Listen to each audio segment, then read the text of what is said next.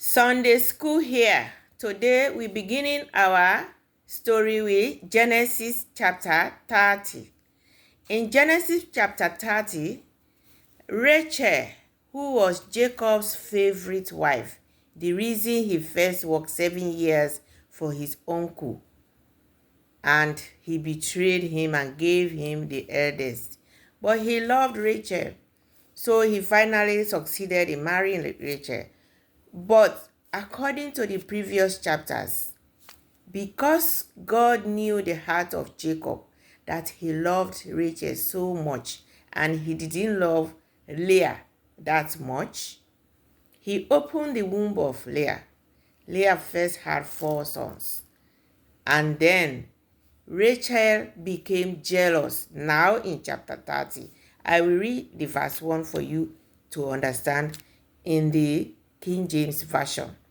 And when Rachel saw that she bare Jacob no children, Rachel envied her sister and said unto Jacob, give me children, or else I take away my life.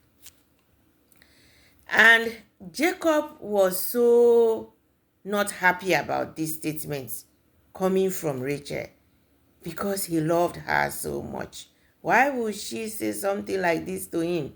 And in verse 2, Jacob's response was, he said, Jacob's anger was kindled against Rachel. And he said, am I in God's seat? Who hath withheld from thee the fruit of the womb? That was the question Jacob asked Rachel. Am I in God's stead? Am I in God's place to withhold your womb from bearing children for me?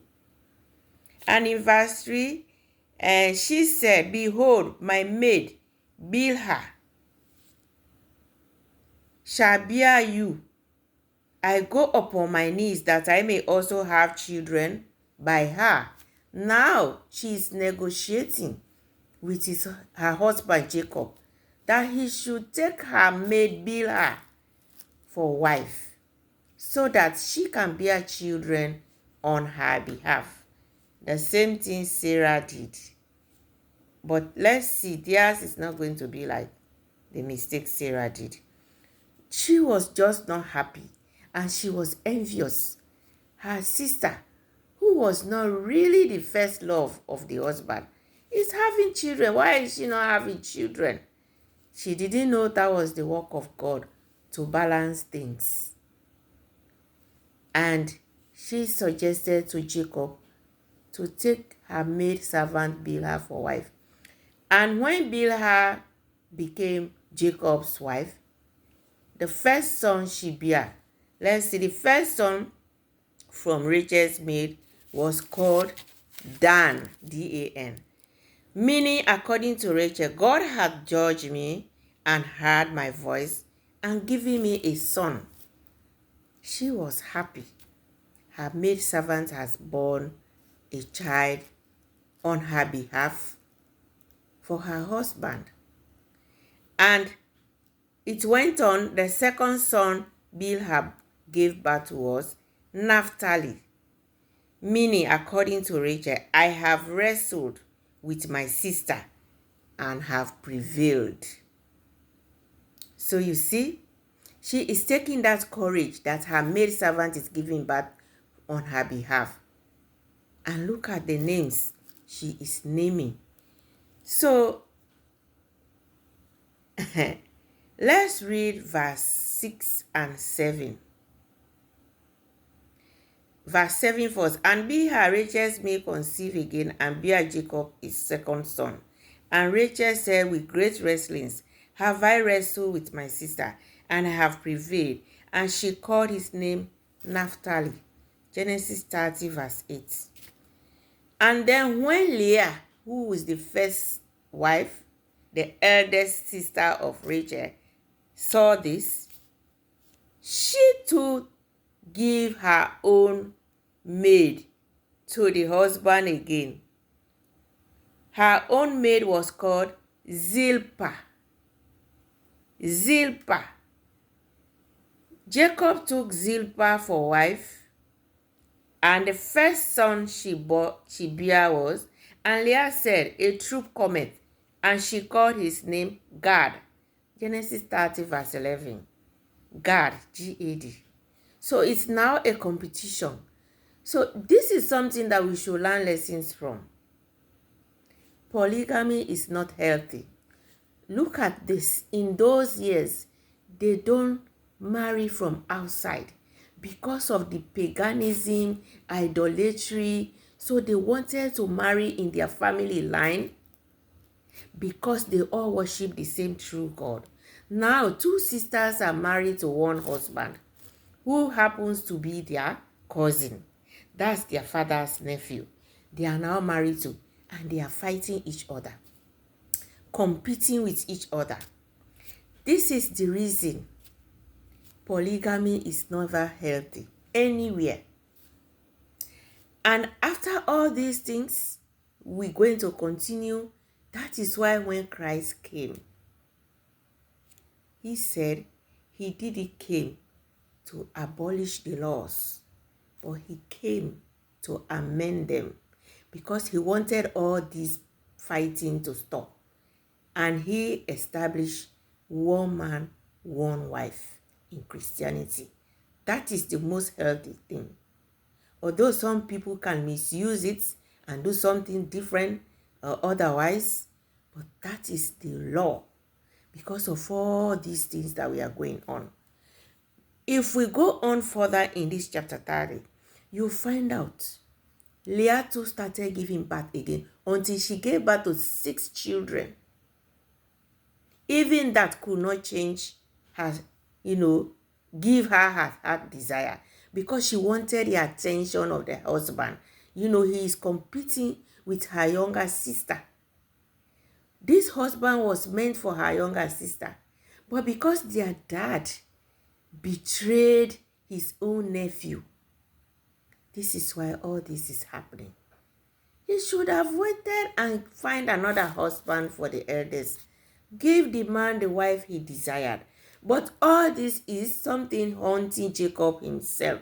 Because Jacob himself, his name means deceitful. He is a deceiver. He has deceived his brother twice. And he ran away from him to come to his uncle. And that deceit is chasing him in his own life now, in his own marital life. Because what he desired, his uncle couldn't give to him. He gave him somebody else he didn't desire. But because God knew his heart, he opened the womb of Leah because he knew Jacob didn't love her.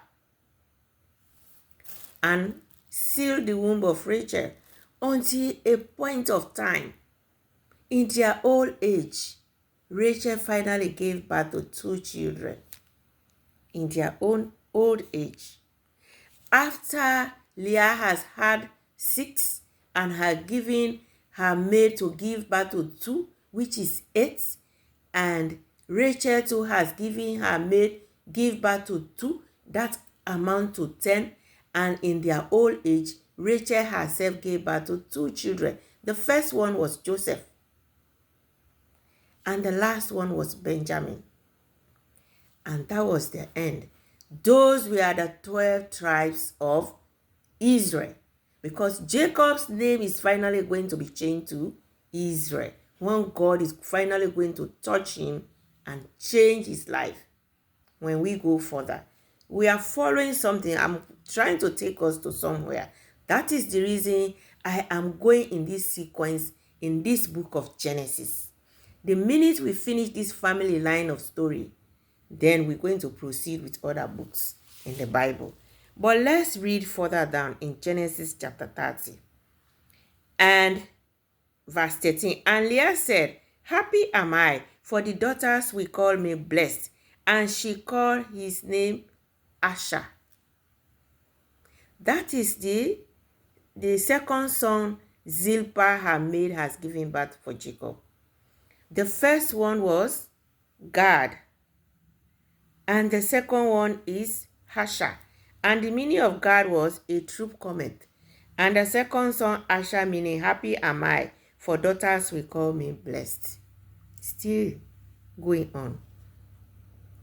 And if we go further in verse 15, and she said unto her, Is it a small matter that thou hast taken my husband, and wilt thou take away my son's mandrakes also? This was when Leah's son.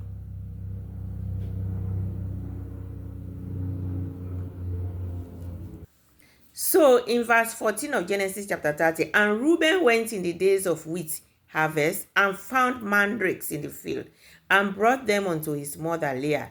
Then Rachel said to Leah, Give me, I pray thee, of thy son's mandrakes. Just imagine. The sister or the second mate asked the eldest, Give me some of your son's mandrakes. And Leah gave a condition to Rachel for that mandrake. In fact, she first accused Rachel, saying, You have stolen my husband. So do you want to steal my son's mandrakes again? I don't really know what is the meaning of mandrakes, but we can check that up later on in Google. But I think it's something that comes from wheat, because it was the harvest of wheat. So, and she said unto her, Is it a small matter that thou hast taken my husband, and thou wouldst thou take away my son's mandrakes also? And Rachel said, Therefore he shall lie with thee tonight for thy son's mandrake. So Rachel traded with her. She said, Okay, if that is the reason, let my husband spend the night with you tonight, so that you can give me some of your son's mandrakes. And Leah agreed. And when Jacob was coming from the fields, Leah went to meet him and said, Oh, in verse 16, and Jacob came out of the field in the evening, and Leah went out to meet him, and said, Thou must come in unto me, for surely I have hired thee with my son's mandrakes. And he lay with her that night. So you see, what they have discussed, he didn't wait for the husband to arrive home, or she went ahead to meet him on the way and told him, Today is your night. You have to spend the night with me, because I have bought you with the price of my son's mandrakes. That was something like that she was saying to him. And indeed, Jacob didn't argue. She spent the night with him, and she conceived. In verse 17, and God hearkened unto Leah and conceived, and she conceived and bare Jacob the 5th son. And Leah said, God hath given me my hire, because I have given my maiden to my husband. And she called his name Issachar. That is the 5th son Leah herself has given birth to. And then Leah said, God hath endured me with a good dowry. Now will my husband dwell with me, because I have borne him 6 sons. And she called his name Zebulun. The 6th son Leah herself gave birth to, Zebulun. And afterwards she bare a daughter and called her name Dinah. Wow. But these sons are the only ones that became the tribes of Israel. So you see, Leah got a 7th child named Dinah. But Dinah is going to be set aside. They're going to focus on the sons. And God remembered Rachel, and God hearkened to her and opened her womb. And she conceived and bare a son, and said, God had taken away my reproach. And she called his name Joseph, and said, The Lord shall add to me another son. So when she gave birth to Joseph, she said, God has taken away her reproach. That is Rachel, the favorite wife, the very wife Jacob saw from his uncle that he wanted to marry at first, Rachel. Now she is giving birth at her old, getting close to her old age. The first one was Joseph, and she said, God has taken away her reproach. And it came to pass, when Rachel had born Joseph, that Jacob said unto Laban, Send me away, that I may go unto my own place and to my country. So you see, Jacob said, Enough is enough, let me go back. At least if I go and make peace with my brother and settle in my own homeland, I will be at peace. Now I have had all these large families. So Jacob went on to say, Give me my wives and my children, for whom I have served thee, and let me go. for thou knowest my service which I have done thee. And Laban said unto him, I pray thee, if I have found favor in thy eyes, tarry, for I have learned by experience that the Lord hath blessed me for thy sake. So you see, Jacob himself knew God was with Laban himself knew God was with Jacob. He said because he too has been blessed because of Jacob, because Jacob has been living with him, working for him, and raising his own family. And he said, appoint me thy wages, and I will give it. So that was when Laban said they were negotiating. Tell me what I am supposed to pay you.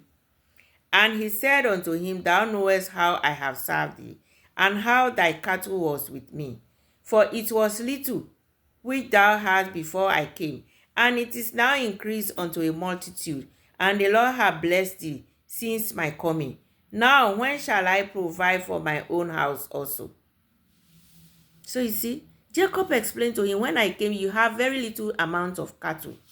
But since I have been taking care of your animals, they have grown large in number. So now settle me and let me go.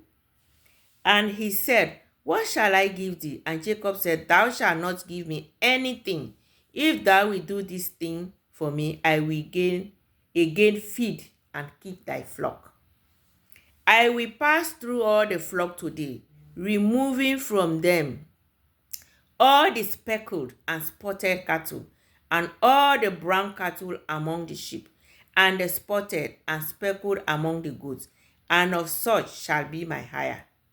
So shall my righteousness answer for me in time to come, when it shall come for my hire before thy face.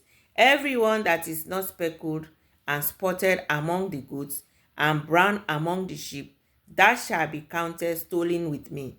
So you see, Jacob told his uncle Laban and his father-in-law, all the animals that are not spotted, let's go into this now. Negotiate. All the animals I will be taking care of. Anyone that is spotted and speckled among the goats, the sheep, now I'm going to continue to take care of them. Anyone that is spotted will not be mine. It will be yours. If you found anyone, he said,